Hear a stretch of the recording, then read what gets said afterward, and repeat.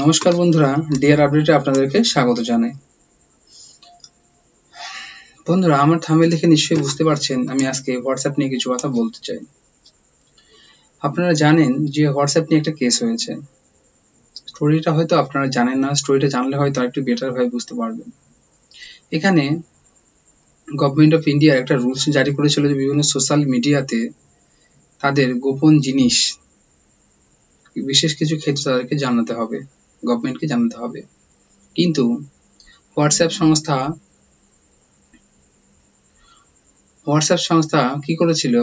মেটা, আপনারা জানেন যে হোয়াটসঅ্যাপ সংস্থা হচ্ছে মেটা, বলেছিল যে না, আমি কারো কোনো কাস্টমারের পার্সোনাল ইনফরমেশন আপনাদের কাছে শেয়ার করতে পারবো না। এই নিয়ে একটা মামলা হয়। মামলা হওয়ার পরে কিন্তু কি করে, ভারত থেকে হোয়াটসঅ্যাপ চলে যাওয়ার হুমকি দেয়। যদি আমাকে প্রেশারাইজড করা হয় তাহলে কিন্তু আমি ভারত থেকে হোয়াটসঅ্যাপ নিয়ে যাব, অর্থাৎ ভারতে হোয়াটসঅ্যাপ চলবে না। এমনই কিন্তু একটা বন্ধুরা ব্রেকিং নিউজ খবর হয়েছে কিন্তু একটা সংবাদ মাধ্যমে। সেখান থেকে উঠে আসা পর্যন্ত যেটুকু তথ্য আমি পেয়েছি সেটা হচ্ছে, ধরে নেওয়া হলো সোশ্যাল মিডিয়াতে আপনি যে পোস্টগুলো করছেন সেগুলো কিন্তু একমাত্র আপনি এবং যাকে পাঠাচ্ছেন সেই কিন্তু জানতে পারবে। এর মধ্যে থার্ড পার্সন বলে কেউ নেই যে আপনার তথ্যগুলো কিন্তু দেখতে পারে। কারণ প্রত্যেকটি হোয়াটসঅ্যাপ ব্যবহারকারীর প্রাইভেসির প্রয়োজন।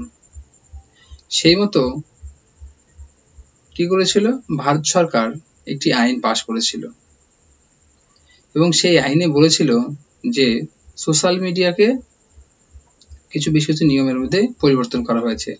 এখানে বলা হয়েছিল যে দেশের স্বার্থে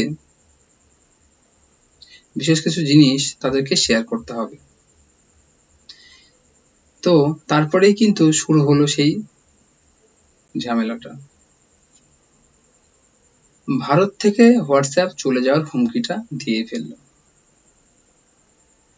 ভারতে বন্ধ হয়ে যাবে হোয়াটসঅ্যাপ, এটা কিন্তু আমার থাম্বনেইলে দেওয়া রয়েছে, আপনি দেখে বুঝতে পারছেন। দিল্লি হাইকোর্টে এমনই বড় মন্তব্য করলো মেটার মালিকাধীন সংস্থা হোয়াটসঅ্যাপ। চ্যালেঞ্জ করে আদালতের দ্বারস্থ হয়েছেন ফেসবুক, হোয়াটসঅ্যাপ। অর্থাৎ আমি একটু আগেই বলেছি, এই যে মেটা যে কোম্পানিটি রয়েছে সেটা কিন্তু কি করেছে, চ্যালেঞ্জ করেছে। চ্যালেঞ্জ করে কোথায় গেছে?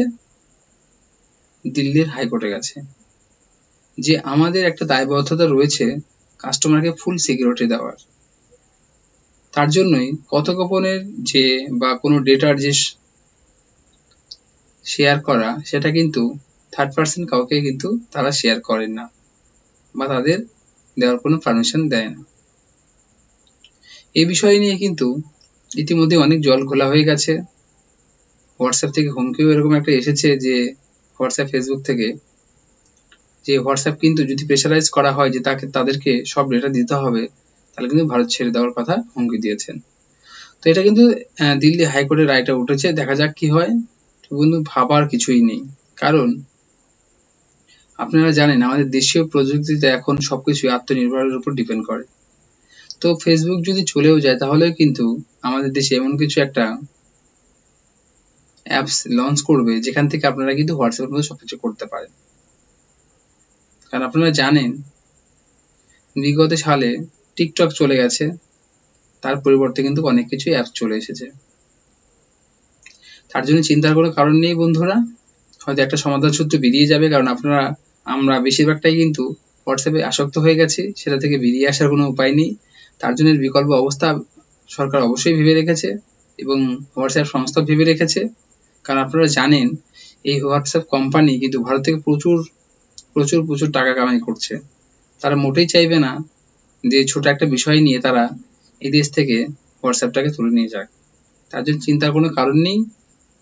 হোয়াটসঅ্যাপ বন্ধ হচ্ছে না, একটা কেস পড়েছে, কেসটা কমপ্লিট হয়ে গেলে কিন্তু বন্ধুরা আর কোনো সমস্যা থাকবে না। এটুকুই ছিল বন্ধুরা আজকের ভিডিও।